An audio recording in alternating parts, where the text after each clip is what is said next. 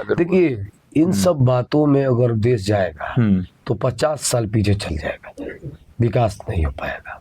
एक तरफ देश में कह रहा है कि डिजिटल इंडिया लेके आएंगे, डिजिटल गांव लेके नहीं आया अभी तक, गांव नहीं लेके आया डिजिटल अच्छा, इंडिया। गांव से फिर एकदम याद। और एक गांव, और हमारे यहाँ गुजरात में चल रहा है वो कौन कौन एक्सप्रेसवे खुला हुआ है, वंदे मातरम, वंदे भारत, और बहुत सारे हाँ सुपर फास्ट ट्रेनें खुली है। और बिहार के लिए जब बिहारी आते हैं छठ में तो बाथरूम में बैठ के आते हैं, बहुत बाथरूम में। बहुत भीड़ थी, देखा था हमने, देखा ना ये बहुत चीजें? भीड़ थी। तो ये सब चीजें क्या है? मतलब एसी क्लास भी मतलब जनरल डिब्बा बन चुका जनरल था डिब्बा बन जा रहा है, उसमें भी। लेकिन इसमें ख्याल नहीं है क्यों? हाँ क्योंकि वहां अगर हम कर देंगे, वहां हम लेके आएंगे तो फिर हम कैसे बरगलाएंगे? उसमें तो मुसलमान हिंदू दोनों को फायदा पहुंच जाएगा, और हिंदू बढ़िया से ले, लेकिन इनको तकलीफ तो हिंदुओं को, तकलीफ तो बस तकलीफ दो हिंदुओं को। मुसलमान को तकलीफ देते साथ में तो हिंदू भी तो तकलीफ में हो रहे हैं। उनका कौन से भला हो रहा है? उनका कौन सा भला हो रहा है बताइए हमको, जरा जानना चाहते हैं हम। जहां भी मुस्लिम नहीं होगा वहां पे याद रख लीजिए, वहां पे बीजेपी फेलियर हो जाएगी, आप देख लीजिएगा। आज अगर अब मुस्लिम कम्युनिटी, मुझे तो नहीं लगता कि अगर हिंदुस्तान की बात करें तो कोई ऐसा जिला होगा जहाँ मुस्लिम कम्युनिटी ना हो। हर है, जगह बहुत जगह पे नहीं है, हो सकता है, कहीं कुछ मतलब होंगे कम है ज्यादा, जहाँ उनको कोई लेकिन मात्रा है, नहीं है। हाँ वही है, लेकिन तो है, उसमें कहीं कुछ किंतु परंतु होता नहीं है, उनसे हाँ, कुछ दाल गलता नहीं है, हाँ, तो वहाँ बात नहीं हो, वहाँ बात नहीं बनती, वहाँ इनका उनका ज्यादा नहीं कोई चलता। दाल गलता ही नहीं। जो दाल गलता है सिर्फ जहाँ पे मुस्लिम की आबादी जो है 20%, 25%, 30% है, वहीं पे एक तरफ कह रहे हैं कि बांग्लादेशी को भगाओ, यही सरकार कर रही है। आज दूसरी तरफ बांग्लादेशी की जो प्रधानमंत्री है भाग के दिल्ली में रह रही है। रखा था अभी जो हुआ था, हम रखे थे कि भाजपा सरकार रखी है। अब ये बताओ, एक तरफ भगा रहे हो, दूसरी तरफ करोगे बांग्लादेश के ये भगाओ, दूसरी तरफ बोल रहे हो कि अब बांग्लादेश की प्रधानमंत्री भाग के यहाँ रह रही है। गजब तमाशा बना है। ये देश एक मजाक बन के रह गया है, ये एक देश एक खिलौना बन के रह गया है। कोई मतलब ही नहीं, जिसको मन करता है जो बोलता है, जिसको मन करता है जो करता है। लेकिन यहाँ के लोग निश्चित तौर पे आने वाले दिन में समझेंगे, और ये बीजेपी का जो चेहरा है ना, धीरे धीरे धीरे सबको समझ में आ गया है। ये बीजेपी भारत के लिए सूटेबल नहीं है और भारत के लिए कारगर नहीं है। ये सब समझ रहे हैं, इनको बस राज चाहिए, जनता का कुछ भी भलाई नहीं होने वाला है। 80 करोड़ कह रहे हैं कि मैंने अनाज बांटा, साफ तौर पे हो गया कि 80 करोड़ लोग बेरोजगार है। जितनी कम्युनिटी हिंदू के सारी बेरोजगार है, 80 कुछ नहीं करोड़ मिल रहा। लोग कह रहे हैं कि मैंने अनाज दिया, और 80 करोड़ की जिंदगी में क्या 5 किलो अनाज से जिंदगी कट जाएगी? 50,000 रुपया पर मंथ हर एक आदमी का चाइना का सैलरी है, पूरे चाइना का बता रहे हैं। और हमारे यहाँ हर आदमी का 5 किलो 4 किलो पे गुजारा हो रहा है। वहाँ भी 5 किलो में 4 किलो मिलता है, 1 किलो डीलर अपने दलाली में खा लेता है, दलाली में खा जाता है। तो 4 किलो की जिंदगी में अब बताइए वो आदमी कहाँ जा रहा है? पहले था कि सरकारी नौकरी मिलती थी तो 30-35 हजार का सैलरी होती थी, प्राइवेट हो गया है 40,000 में 4 आदमी काम करेंगे, 12-13 हजार में 10,000 में, ये हालात हो गया। अब 10,000 की जिंदगी है, महंगाई अपनी चरम सीमा पे। अब महंगाई रहता कि भाई खाली मुसलमानों की रहता है तो थोड़ा हमको अच्छा भी लगता है, चलो हमारे लिए महंगाई है, और जिसकी बात करिए सरकार, उनके लिए तो थोड़ा राहत भी मिलती है। चलो ठीक है, तो कह रहा हूँ कि अगर महंगाई मुसलमान झेल रहा है तो चलो सरकार अच्छी है, मुसलमानों के साथ गलत हो रहा है, मुसलमानों को हर तरीके से हो रहा है। जो हिंदू का काम जो मुसलमान ले रहा है महंगा, वो तो हिंदू भाई भी तो वही ले रहे थे। इसमें फर्क क्या है? फर्क यही है कि उनको सत्ता देके अपने आप उनको बढ़ा रहे हैं, और अपना देश कहीं और जा रहा है, देश में बंटवारा हो रहा है, देश में अखंडता को खत्म किया जा रहा है। अच्छा, इसमें ये भी है कि कुछ लोग, जैसे एक रिकॉर्ड देखा जाए, जब कोरोना काल आया, कहा जाता है कि हिंदू के मुस्लिम का नाम से वोट ली गई,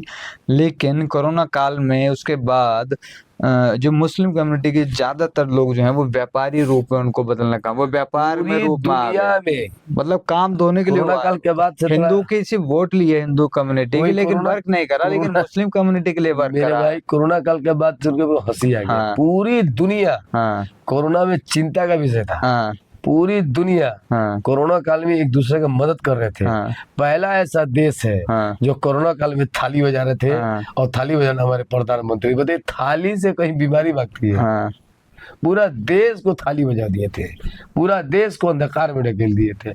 ऐसा हम कोरोना का इलाज हम अपने जिंदगी में नहीं देखे कि थाली बजा रहे थे, देश के प्रधानमंत्री थाली बजा रहे थे। क्योंकि वो क्या था, वो तो वो तो वायरस हमको है, क्या समझ में था नहीं वो आ रहा था कि थाली बजाने से क्या होने वाला है। देश के पहले ऐसे प्रधानमंत्री की पूरे दुनिया में जिसने पूरे भारत को लोगों से थाली बजवाया, बताइए। मतलब साफ तौर पे हुआ कि थाली में रोटी नहीं रहेगी, थाली बजाओगे और तभी कुछ होगा, नहीं तो कुछ भी हासिल नहीं होगा। बताइए, ये अंधकार नहीं है तो क्या है?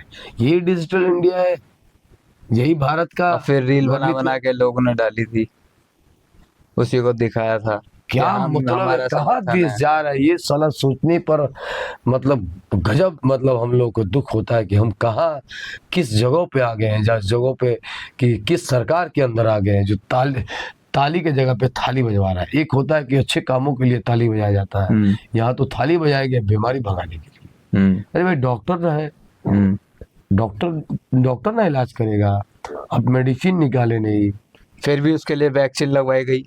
जबरदस्ती। क्या फायदा क्या हुआ थाली क्या फायदा हुआ? जब फायदा थाली ही बजाना तो वैक्सीन क्यों लगवाई गई? क्या फायदा हुआ वैक्सीन से? आज भी लोग उस वैक्सीन से बहुत प्रभावित है।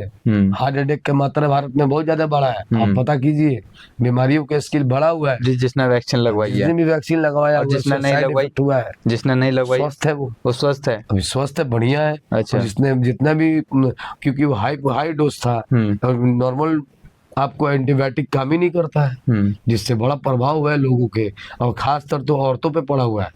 औरतों के आप समझ लीजिए कि हार्ट अटैक ज्यादा आना, पहले ज्यादा मर्दों को आता था, हार्ट अटैक बहुत औरतों का कम आता है, लेकिन उसकी रेशियो बढ़ी हुई है इस बार। अब महिलाओं को ज्यादा, महिलाओं को ये बहुत ही मतलब जानलेवा साबित हुआ ये कोरोना काल में जो मेडिसिन पड़ा। मुझे लगता है कोरोना काल ने अमिताभ बच्चन वाला डायलॉग ज्यादा ही सीरियसली ले लिया कि औरत को हार्ट अटैक क्यों नहीं आता, क्योंकि उनके दिल नहीं होता। मर्दों को हार्ट अटैक क्यों आता है, उनके पास दिल होता है। तो इसलिए कोरोना काल में ज्यादा ले लेगा, महिलाओं का हार्ट अटैक करवाओ, इंजेक्शन लगवाओ। इस देश में तो हद हो गया था। रिंगटोन से ज्यादा तो अमिताभ बच्चन बोल रहे थे, उतना बोले उतना कोरोना काल में कोई नहीं बोला, और वो भी फ्री में बोले थे। क्या वो बिना पैसा का बोल देंगे? कोई नहीं देता, आवाज अपना ब्रांड है तो पैसा लेते हैं। और ये देश की सेवा करता है, ये लोग, ये देश का सेवा करता है। चलिए फिर से पुराने वाले एक सवाल पर आते हैं, जहाँ हम भटके थे, शुरुआत हुआ था वक्फ बोर्ड वाला एक सवाल था मेरा भी। तो वक्फ बोर्ड एक बहुत महत्वपूर्ण मुद्दा था, और उस मुद्दे में जैसे अभी आपने बताया कि ले लिया गया जमीन, तो उसमें कहीं ना कहीं लोगों ने कहा है कि वक्फ बोर्ड जो आया है उसमें वो इसलिए लाया गया, कहीं ना कहीं उसमें कुछ चेंजेस करे गए, और उस चेंजेस के द्वारा ये था जो मुस्लिम कम्युनिटी के जो बड़े आका जो बनते थे, जैसे आपने बोला कि क्या शब्द था वो, बेईमान करके, जो काम नहीं करते, जो सिर्फ जमीन ले लेते हैं अपने लिए, उनको रखते हैं, जो वास्तव में वक्फ बोर्ड शिक्षा के लिए रख रखा है, तालीम जैसे कहा जाता है, स्वास्थ्य के लिए रख रखा है, वो कुछ नहीं बन रहे, और फिर भी वो कम्युनिटी ऐसी की ऐसी है, उसमें कोई अपग्रेड नहीं हो रहा। इसलिए वक्फ बोर्ड को उससे लिया गया, थोड़ा चेंजमेंट करा गया। तो ये जो बात ठीक है, मतलब क्या है इसमें? देखिए, वक्फ बिल जो है वो मुसलमानों का धरोहर है। मैंने अपनी जमीन अल्लाह के नाम पे वक्फ कर दी, ना कि लोगों के नाम पर, और इसका काम आता है मदरसे पे, मस्जिद पे, बेसहारों के लिए होता है। ठीक है, मैं मानता हूँ कि उसमें जो अधिकारी बैठे थे या उस पद पे जो थे वो गलत हो सकते हैं, लेकिन वक्फ नहीं गलत हो सकता है। तो आप ऐसा बोर्ड बनाते जिसमें उन अधिकारियों को चेंज किया जा सकता है, अच्छे लोगों को लेके आ जा सकता है। अब इसमें दो हिंदू भाइयों को लेके आना ये कहाँ का सही है? तो अगर ऐसी प्रथा है तो मैं ये कहना चाहता हूँ कि एक ऐसी भी प्रथा हो कि छोटे कास्ट के पंडित जी भी बैठे, बहुजन समाज के लोग भी पंडित बने, ऐसा भी एक पारित करे सरकार। किसी पंडित जी बनेंगे, ये भी होना चाहिए कि नहीं हिंदू में बहुजन समाज के लोग भी पंडित बन जाएंगे। ऐसा सरकार प्रस्ताव कब लेके आएगी? दूसरी बात कि हमारे अंगने में तुम्हारा क्या काम है? वक्फ की जमीन हमारी है, वक्फ किए के लोग हमारे अल्लाह के नाम पे किए हैं, तो भाई इसमें हम तो आपके वक्फ अपने ट्रस्ट में तो नहीं जा रहे। अगर ये बात है तो हमको भी अपने राम मंदिर के ट्रस्ट में रखा जाए। आप हमारे मस्जिद के जमीन में घुस रहे हैं, तो आपको भी राम मंदिर के ट्रस्ट में मुसलमानों को रख रहे हैं, तब ना समझ में आएगा कि बराबरी है, तब ना समझ में आएगा कि सेकुलर है। ये कौन सा मोहब्बत है कि आप हर चीज मुसलमानों में घुस रहे हैं। सारी परेशानी मुसलमानों से। मैं एक बात कह देता हूँ, ना मुसलमान कुरान छोड़ेगा, ना मुसलमान कुरान छोड़ेगा और ना मुसलमान हिंदुस्तान छोड़ेगा। ये मरते दम तक नहीं होता, कयामत तक। हम लोग की शहादत के बाद ही कुछ होने वाला है। ये सब प्रोपगंडा जो चल रहा है ना, निश्चित तौर पे कुछ नहीं होने वाला है। कोई कुछ भी कर ले, भारत में एक न एक दिन निश्चित तौर पे एक मजबूत सरकार आएगी जो सबके साथ सबको लेके चलने की बात करेगी। और ये आप ये दिमाग में बैठा लीजिए, ये वक्त बिल जो हो रहा है ना, ये सिर्फ एक ढकोसला है, सिर्फ एक गुमराह करने की चीजें हैं। इससे हिंदू भाइयों को क्या फायदा है? इससे हिंदू भाइयों को क्या फायदा है? नहीं, उनको फायदा नहीं, लेकिन है कि जैसे अब आबादी जिस तरीके से कम्युनिटी में लोग रह रहे हैं, मतलब शिक्षा नहीं है उनके पास, वर्क नहीं मिलता। भाई अपने जो समाज के, जो बहुजन समाज के लोगों को शिक्षा दीजिए ना भाई।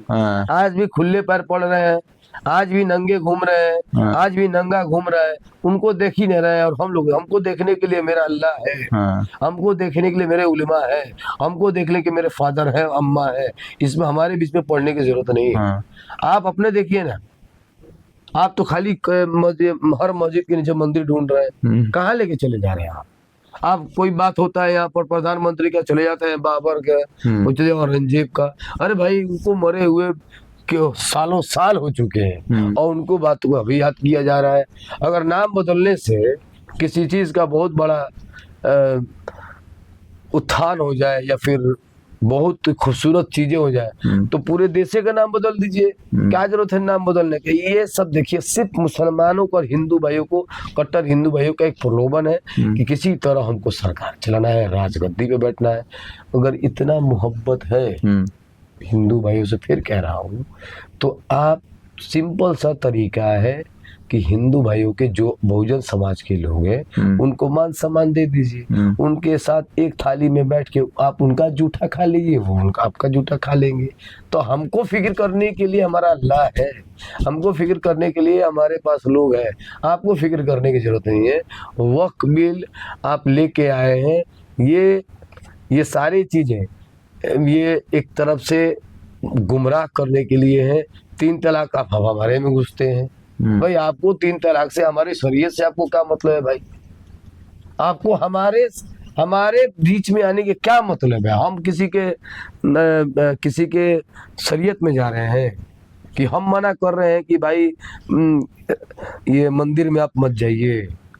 हम लोग कर रहे थे, हमारे पूर्वजों ने कान काटा, हमारे पूर्वजों ने चप्पल उतार के सर पे रखवाया, मुसलमान किया।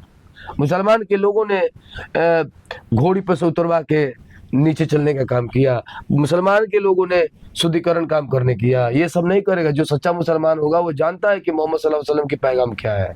निश्चित तौर पे अमन है। इन अमनों चैनों को सब कुछ जानते हैं, इसीलिए बार बार उनके पास कोई मुद्दा नहीं है तो बार बार हिंदू मियाँ, क्योंकि लोग आस्था में जल्दी ना आ जाते हैं। और इमोशनल अत्याचार, दोनों धर्म कम्युनिटी इमोशनल अत्याचार हो जा रहा है। अभी इनको मालूम है कि भाई मुसलमान को कैसे भड़काया जाए, मुसलमान को कैसे उगरा के दिखाया जाए कि हिंदू देखो इनको कैसे उग्र होते हैं और इनको लिए क्या भाई किया जाए। तो भाई कैफ को गाली दोगे तो नहीं, लेकिन जैसे मोहम्मद के बारे में बोलोगे उग्र हो जाएंगे। लेकिन मेरी कम्युनिटी अच्छी है,